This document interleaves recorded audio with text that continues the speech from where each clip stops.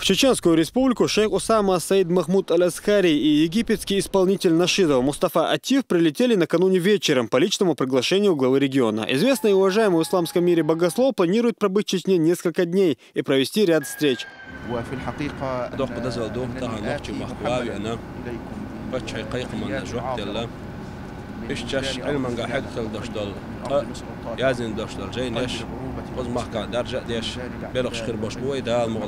В мечети сердца Чечни шейх из Египта прочитал сегодня лекцию для богословов без перевода на арабском языке. Больше 2 часов Усама Саид Махмуд Аль-Азхари рассказывал о хадисах пророка, саллаллаху алейхи вассалам, о достоверности, искажениях и правильном толковании.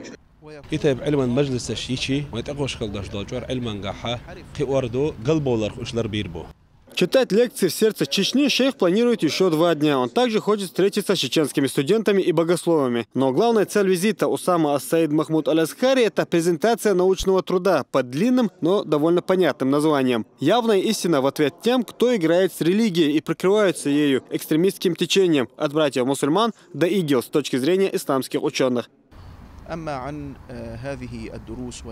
جينا بالقلدين هدو إكستريميست كي جروب روكش سارة إتوش خل باش بال سير بخش سير أصنوش قدم تلخورة وران معن خرس دريح سير بخش حق بالوش إيش نيس خلنا تعجويتوش يازدين دوشتال جين دوش.